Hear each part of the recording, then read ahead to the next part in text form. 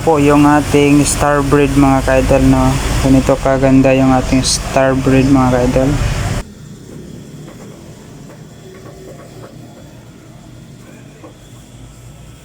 So ay mga ka-idol, magandang araw sa ating lahat. So for today's video mga ka-idol, linis tayo sa ating lalagyan ng mga tinapay mga ka-idol. Kasi marumi na mga ka-idol. So hindi pa kami nakapag-start kagabi mga ka-idol. Meron din pa ito area na kami pagtrabahoan mga ka-idol. So mga ka-idol.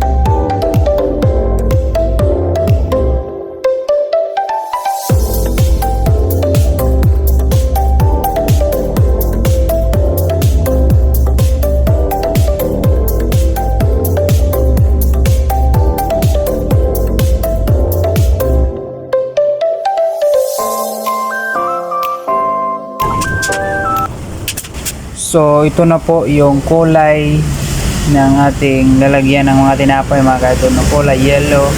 At sa ating oven mga ka-idol, yung kulay blue nagiging kulay brown. So dito naman sa istante mga ka-idol, inayos yung mga biyak-biyak na glass mga ka-idol, no. So yan po yung nagayos ng mga glass mga ka-idol, no.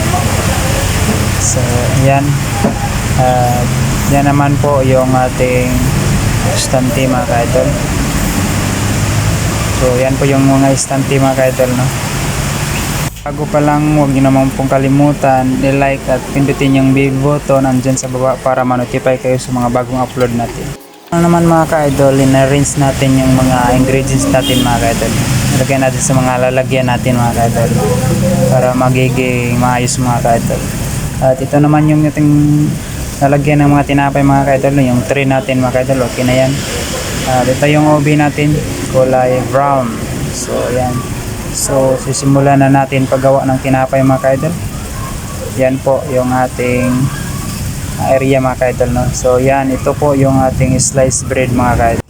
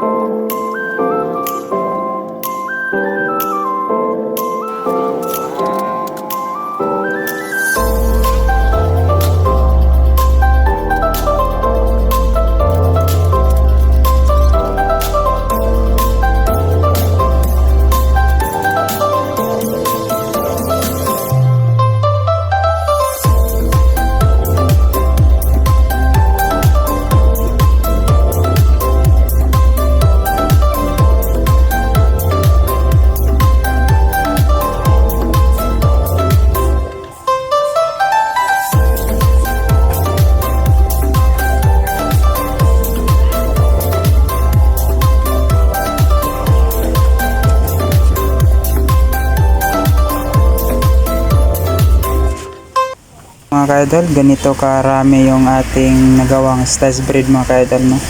Solo flight natin ngayon mga kaidol. So sa mga bago pa lang, huwag nyo naman pong kalimutan pindutin yung bell button andyan sa baba para ma-notify kayo sa mga bagong upload natin mga kaidol, no? So thank you sa inyo ang suporta mga kaidol. So ganyan po ang mga panadero mga kaidol, no? Masipag sa paggawa.